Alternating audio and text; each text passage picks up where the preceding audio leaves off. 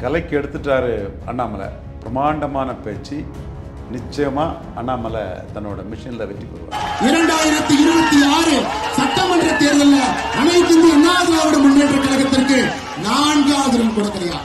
சென்னையில் அண்ணாமலைக்கு கூடிய இப்படி ஒரு கூட்டத்தை எடப்பாடி பழனிசாமியால் நடத்த முடியுமா? திமுக அரசுக்கு எதிராக சவால் விடுகிறேன்.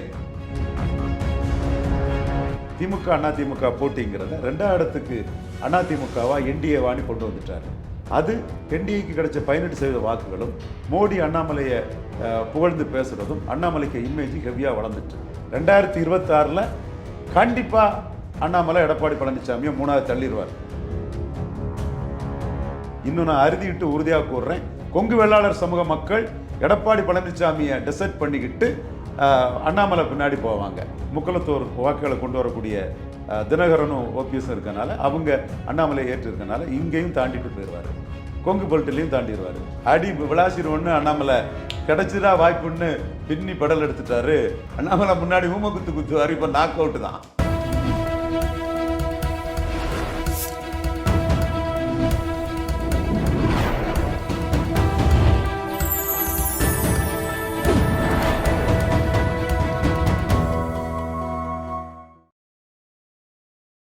சார் வணக்கம் சார். வணக்கம் தம்பி. பாஜகவுடைய பொதுக்கூட்டம் நடந்திருக்கு. அண்ணாமலை அவர்கள் பேசிய விஷயம் தான் ஒரு பரபரப்பாக போய்கிட்டு இருக்கு அப்படின்னு சொல்லலாம். எடப்பாடி அவர்களுக்கு என்னை பற்றி பேச தகுதியே இல்லை அப்படின்னு சொல்லியிருக்காரு. திமுகவுடன் கூட்டணியும் இல்லை அப்படின்னு சொல்லியிருக்காரு. கலைக்கு எடுத்துட்டாரு அண்ணாமலை. பிரமாண்டமான பேச்சு. நிச்சயமா அண்ணாமலை தன்னோட மிஷனில் வெற்றி பெறுவார். அவர் 2024 எடப்பாடியை 3வது தள்ளி இருக்கணும். சூழல் நம்ம எதிர்பாராத வகையில் கேப்டன் விஜயகாந்துக்கு ஒரு சிம்பதியாக 5-6% வாக்கு அந்த அணிக்கு கிடச்சிடுச்சு. நான் சும்மா சொல்லலை. திருச்செந்தூர், தூத்துக்குடி, ஸ்ரீவைகுண்டத்தில் இல்லாத ஓட்டு ஒரு 8% விளாத்திக்குளம் ஒட்டப்படாரம் கோயில்பட்டியில் ஏறி இருக்குதுன்னு சொன்னால் தெலுங்கு தாய்மொழி மக்கள் ஓட்டு தான் அந்த இடத்துக்குள்ள டெபாசிட் இல்லை. இரட்டை இலக்கத்துக்கு அதிமுக காப்பாற்றிருக்குது.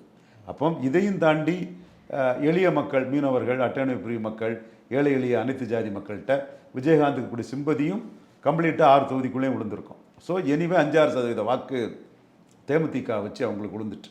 இதை இன்னும் சொல்லப்போனால் தென்காசி தொகுதியில் எடுத்துக்கிட்டிங்கன்னா கடையநல்லூர், தென்காசி இங்கே இல்லாத ஓட்டு ராஜபாளையம், சிறுலிபுத்தூர், சங்கரங்கோயிலில் இங்கே வந்திருக்குது. வாசுதேவனில் இல்லாத ஓட்டு சங்கரங்கோயிலில் வந்திருக்குன்னா இது டாக்டர் கிருஷ்ணசாமிக்கே தெரியும்.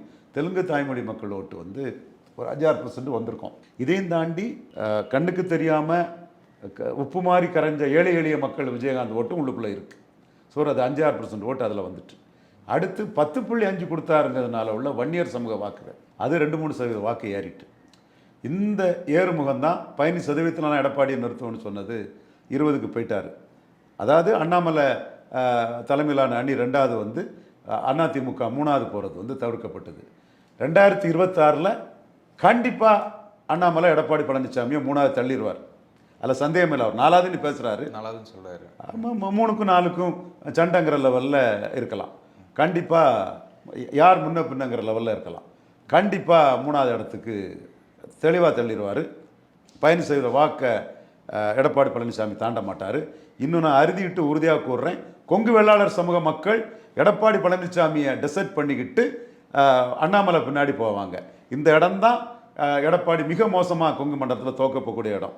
அவர் கட்சி எடப்பாடி, தங்கமணி, வேலுமணி, செங்கோட்டையன், கருப்பண்ணன், எம்ஆர் விஜயபாஸ்கர், தம்பித்துறை, பொன்னையன், இப்படி இன்னும் நிறைய பேர், அது எக்கச்சக்க பேர், எல்லா பேரையும் சொல்ல முடியல. எல்லாம் பார்த்தா அவங்க தான் அந்த ஏரியாவுக்குள்ளே இருந்து ஃபுல் ஆதிக்கமாக இருந்தாங்க. ஜெயலலிதா இருக்கும்போது அடிமையாக இருந்தாங்க.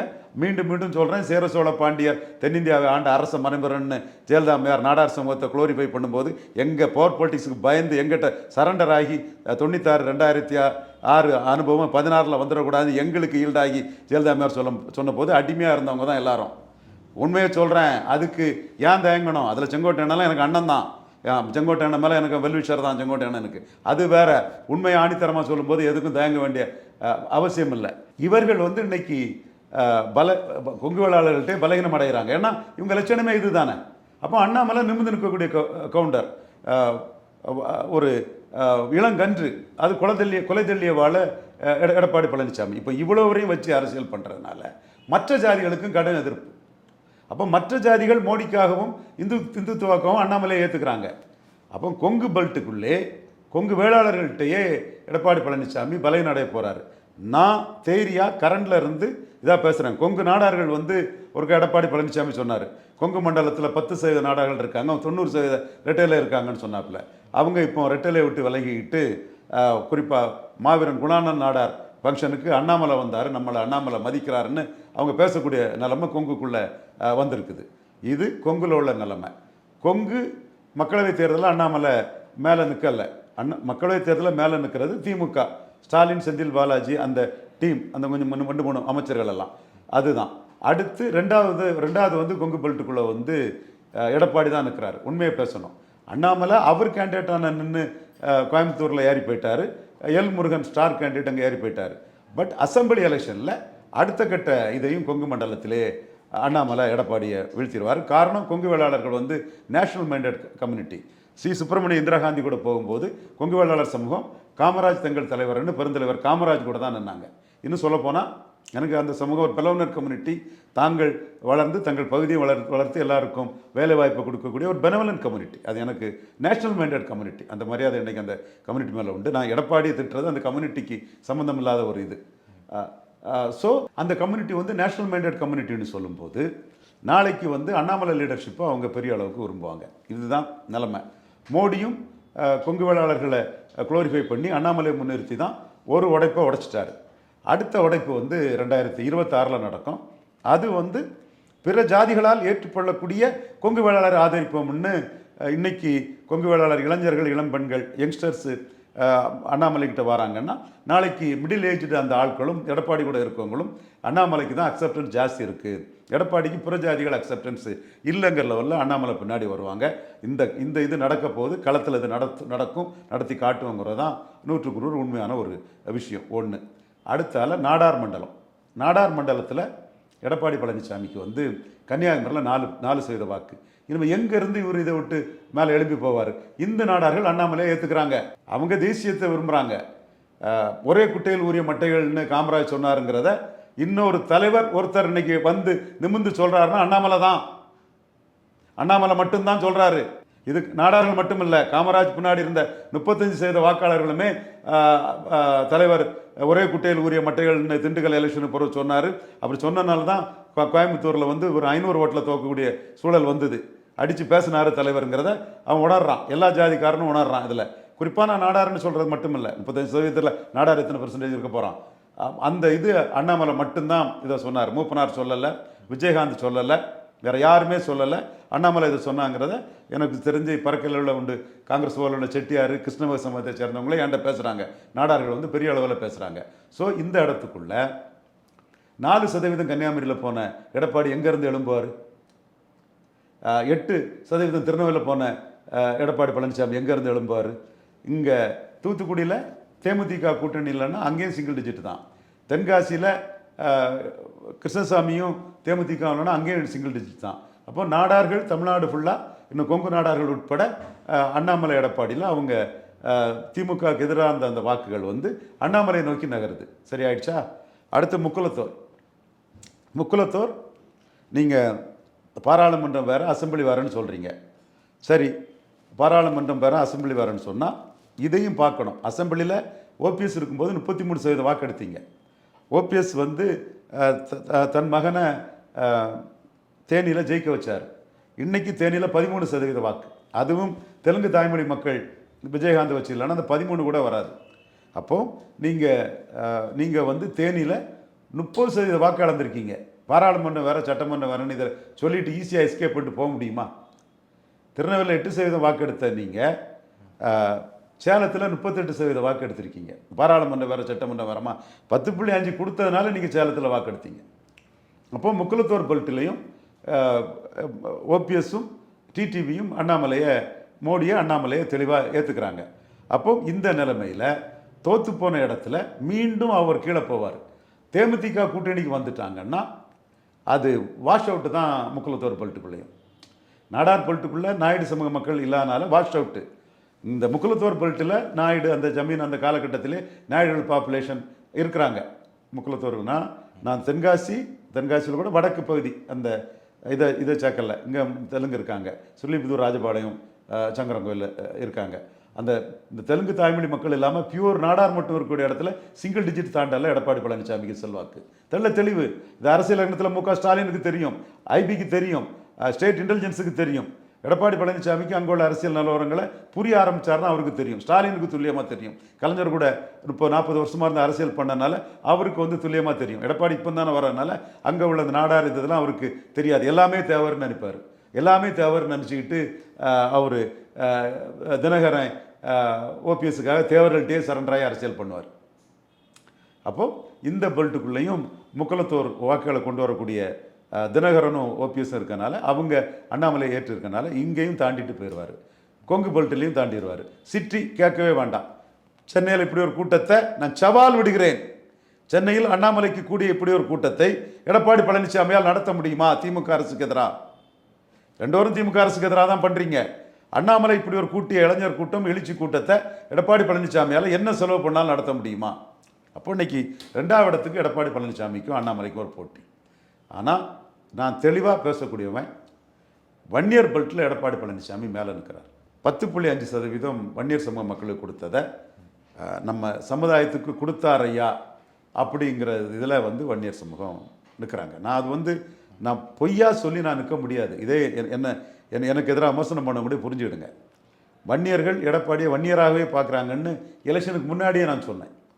தலைவரும் கூட சொல்கிறீங்க. ஆமாம், வன்னிய பெருந்தலைவரும் கூட சொல்கிறேன். அப்போது சேலம், கள்ளக்குறிச்சி, நாமக்கல், விழுப்புரம், சிதம்பரம் இந்த 5 தொகுதியிலையும் உள்ள 30 சட்டமன்றத்திலையும் எடப்பாடி சூப்பராக தான் நிற்கிறார்.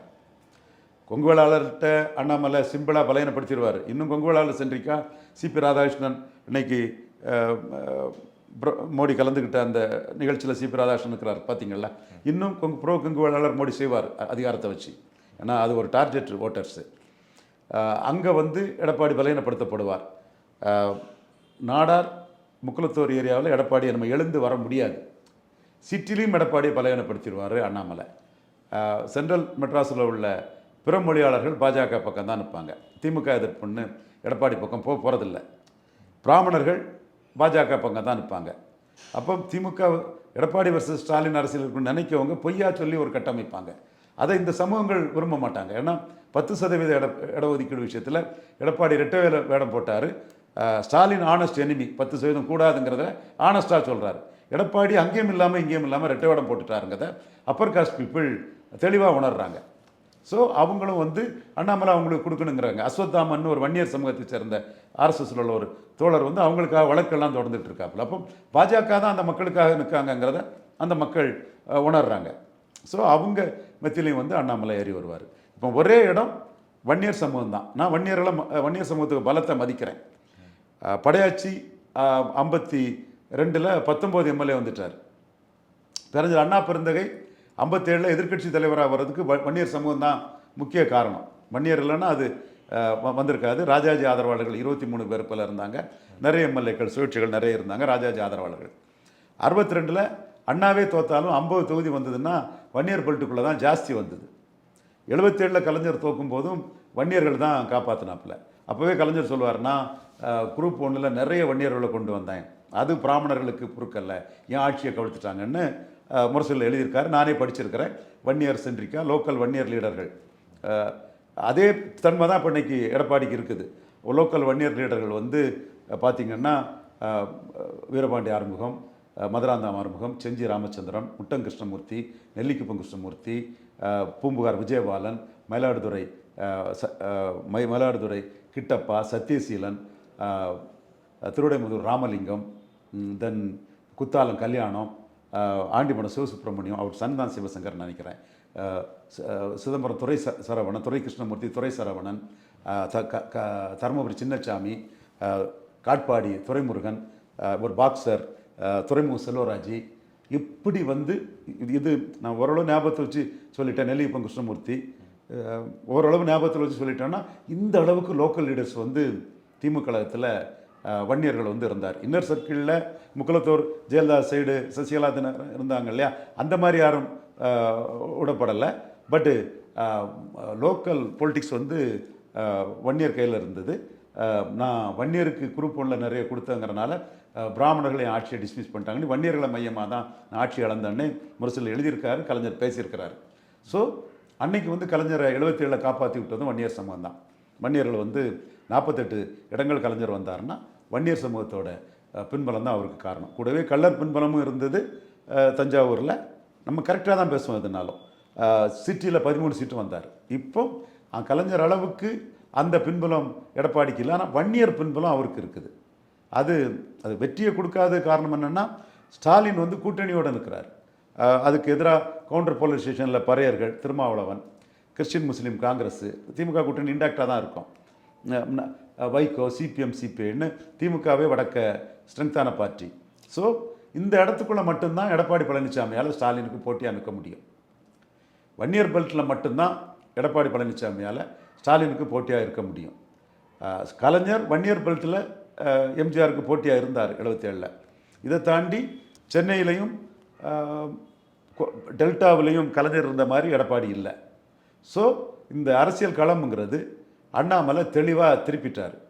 திமுக அதிமுக போட்டிங்கிறத 2ஆம் இடத்துக்கு அதிமுகவா என்டிஏவான்னு கொண்டு வந்துட்டார்.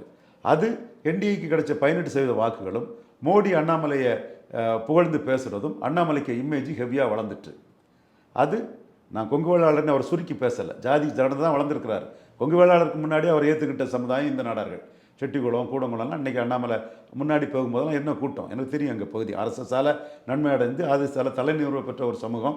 அந்த பகுதியில் அண்ணாமலையை மோடிக்கு வேல்யூ அடிஷனாட்டு ஆதரிக்கிறாங்க. இன்றைக்கி இந்த ஏரியாக்களில் எடப்பாடியை வந்து எந்திரிக்க முடியாத அளவுக்கு அண்ணாமலை பலகீனப்படுத்திடுவார். வன்னியர் பெல்ட் மட்டும்தான் எடப்பாடி கையில் இருக்குது. இதுதான் அரசியல் களம் இருக்குது. நான் கண்ணை மூடிக்கிட்டு எதையும் சொல்ல மாட்டேன். நான் 2024 நான் சொன்னதில் 10க்கு 8 சரி தான். எடப்பாடி 15% வந்துடுவார் நான் சொன்னேன்.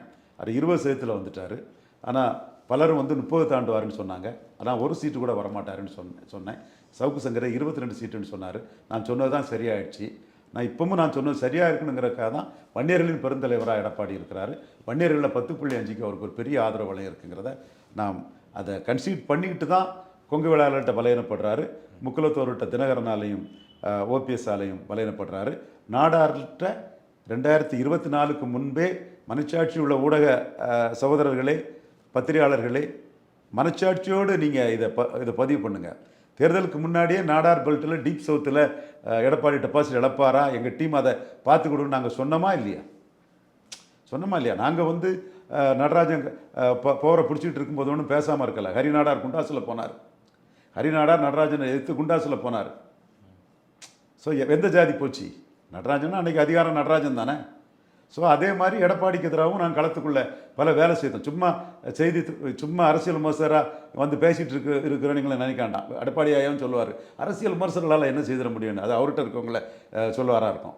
நாம் களத்தில் போய் வேலை செய்து நாடார்கள்ட்ட விழிப்புணர்ச்சி ஏற்படுத்தி அவரை தோக்கடிப்போம்னு சொல்லி மோசமாக டெபாசிட் இழப்பாருன்னு சொல்லி டெபாசிட் இழக்க வச்சோம். இதுதான் நான் மற்ற அரசியல் விமர்சகர்களுக்கும் என்னோட வேண்டுகோள். ரவீந்திரன் துரைசாமி களத்தில் வேலை செய்து பண்ணுவானா இல்லையாங்கிறத சொல்லுங்கள். ஜெயக்குமார ஜெயசங்கர் அதை ஒத்துக்கிட்டார். ஏன்னா அவர் மேலே மாறுபட்ட விமர்சனங்கள் இருந்தாலும் கூட அந்த எல்லாமே நம்ம நினைக்க மாதிரி கரெக்டாக இருக்க முடியல. இந்த விஷயத்தில் ஜெயக்குமார ஜெயசங்கர் அதை ஒத்துக்கிட்டார். மற்ற அரசியல் விமர்சகர்களும் நண்பர்களும் நாம் களத்தில் வேலை செய்கிறோங்கிறதையும் புரியணுங்கிறதுக்காக தான் சொல்கிறேன். எடப்பாடி பழனிசாமி சொல்கிற மாதிரி வெறும் அரசியல் விமர்சகர் இல்லை ரவீந்திரன் துரைசாமி. களத்திலே நாங்கள் வேலை பார்க்குறோம். அந்த வகையில் களம் எங்களுக்கு தெரியும், களம் துல்லியமாக தெரியும். இன்னொரு ஜாதியையும் பாஜகவுக்காக எடுக்கணும், அதுக்கும் ஸ்ட்ராட்டஜி இருக்குது. அந்த ஜாதியும் பாஜகவுக்காக எடுக்கப்படும். இந்த இடத்துக்குள்ளே வன்னியர் பெல்ட்டில் மட்டும்தான் எடப்பாடி பழனிசாமி ஸ்ட்ரென்த்தாக இருக்கிறாரு. நேற்று நடந்த கூட்டம் நான் தான் ஸ்டாலினுக்கு போட்டி, நான் தான் 2வதுன்னு அண்ணாமலை பறைசாற்றக்கூடிய ஒரு கூட்டமாக தான் நான் பார்க்குறேன். எடப்பாடியை பலகீனப்படுத்திடலாம். அது வன்னியர் பெல்ட்டில் மட்டும் ஹார்டர் நட் டு கிராக். அதெல்லாம் மறக்க வரல. மற்ற இடங்களில் ஈஸியாக பலகீனப்படுத்தி அண்ணாமலை ஏறி போயிடுவார். ஓகே, பாஜகவுடன் திமுகவுடன் கூட்டணி இல்லை அப்படின்ட்டு அண்ணாமலை நேற்று சொல்லியிருந்தார். இன்னொரு பக்கம் எடப்பாடி அவர்கள் வந்து திமுக பாஜக ஒரு கூட்டணி வச்சுருக்காங்க, அதனால தான் நாணயம் ஃபங்க்ஷன் நடத்துனாங்க அப்படின்னு சொல்லியிருக்காரு. மறுபடியும் எடப்பாடி பழனிசாமி அப்படியே தான் சொல்லிட்டு இருப்பார். அப்படி தான் சொல்லணும். ஏன்னா கலைஞரை விட புத்திசாலி ஸ்டாலினுங்கிறது எடப்பாடி பழனிசாமிக்கு தெரியல.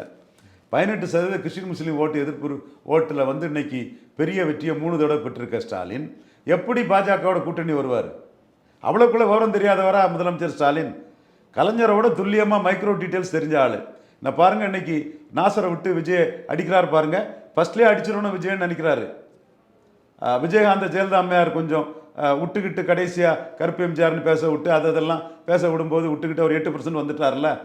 அப்போ நம்ம ஓட்டு பாதிக்காமல் இருக்கணும்னா நம்ம ஃபர்ஸ்ட்லேயே விஜய் நமக்கு எதிரி, விஜய் அடிச்சிடணும், நாசரை விட்டு அடிக்கிறார் பாருங்க. இது இந்த அளவுக்கு ராஜேந்திரம் மிக்க மு.க. ஸ்டாலின் 18% கிறிஸ்டின் முஸ்லீம் ஓட்டு கன்சால்டேஷன் தான் நம்ம மேலே நிற்கும், அதை விட்டுறக்கூடாதுன்னு அவருக்கு தெரியாதா? பாஜகவோடெல்லாம் திமுக கூட்டணி 100% இல்லை. மோடியும் விரும்ப மாட்டார், ஸ்டாலினும் விரும்ப மாட்டார். அது எப்படி அது ஒர்க் அவுட் ஆகும்? எளிதோட நட்பாயிராது? கண்டிப்பாக கிடையாது, 100% கிடையாது. எடப்பாடி மற்ற ஓட்டர்ஸ் மத்தியில் ஒரு பிரச்சாரத்துக்காக சொல்லிட்டு இருப்பார், வேற அவர் என்ன செய்ய முடியும்? 2026 விஜயுடன் கூட்டணியாங்கிறது அரசு தேர்தலுக்கு முன்னாடி சொல்லுவோம் அப்படின்னு எடப்பாடி சொல்லியிருக்காரு. விஜயுடன் கூட்டணி வருமா அதிமுக? இல்லை, அந்த இடத்துல பல நிரூபிக்காத விஜய எடப்பாடி ஒன்றும் தலையில் தூக்கி வைக்க மாட்டார். நேற்று அக்னீஸ்வரன் என்னோட தம்பி தான், பொதுவான செய்தி தொடர்பாளர் தான். ஆனால் இன்னொருத்தர் வந்து எடப்பாடியை சந்திக்கிறாருங்கிறத போட்டு உடைச்ச பிறகு நான் அதை மறைக்க வேண்டிய அவசியம் இல்லை. அக்னீஸ்வரன் எடப்பாடியை சந்திக்கிறார். எடப்பாடியை சந்தித்த அக்னீஸ்வரன் என்ன பேசுகிறாருன்னா, விஜய்க்கு இத்தனை %, சிவகார்த்தியனுக்கு இத்தனை %, அஜித்துக்கு இவ்வளவா அப்படின்னு விஜய், அஜித், சிவகார்த்தியன்னு அந்த லிஸ்ட்டில் கட்சி ஆரம்பித்த விஜயை கட்சி ஆரம்பிக்காத சிவகார்த்தியன் லிஸ்ட்டில் நேற்று சன் தொலைக்காட்சியில் தம்பி அக்னீஸ்வரன் பேசினாருன்னா அது எடப்பாடியின் கருத்தாக தான் அந்த இடத்துக்குள்ளே பார்க்குறேன். முன்னமே அக்னீஸ்வரன் கருத்தை நான் அப்படி பார்க்க மாட்டேன். அவங்க ஒரு பேரட்டிங் மாதிரி பண்ணி விடுவாங்க, அதை இங்கே வந்து பேசுவாங்க. இப்போ வந்து அக்னீஸ்வரன் இதை பேசுகிறாருன்னா விஜய் வந்து தன் டேம்ஸுக்கு வந்தால் take it or leave it ஆஃபரை கொடுக்கலான்னு தான் எடப்பாடி இருப்பார். நான் எடப்பாடியை அண்டர் எஸ்டிமேட் என்றைக்குமே பண்ணலை. இன்றைக்கும் சொல்கிறேன், ஒரு பெரும்பான்மை தமிழ் சமுதாயத்தை சேர்ந்தவர் மோடிகிட்ட சரண்டர் ஆக மாட்டார்னு தான் சொன்னேன். நேற்று உள்ள பேட்டியிலே பார்த்துட்டிங்கள, அந்த பேட்டியில் மோடி அடித்த பிறகு தான் அண்ணாமலை இறங்கி அடித்து என்னமோ நமக்கு பிரச்சனை இல்லை, 4 பேர் கூட்டணிலாம் என்னமோ எவனும் இங்கே பேச முடியாது, ஒரு மோடியை அட்டாக் பண்ணிட்டாரு. அடி விளாசிடுவோன்னு அண்ணாமலை கிடச்சிதா வாய்ப்புன்னு பின்னி படல் எடுத்துட்டாரு. அது முன்னமாக ஊமை குத்துவார், இப்போ நாக் அவுட்டு தான். அண்ணாமலை முன்னாடி ஊமை குத்துவார், இப்போ நாக் அவுட்டு தான். நம்ம தொடர்ந்து பேசுவோம் சார். இந்த நேர்காணலுக்கு மிக்க நன்றி. வணக்கம். நன்றி.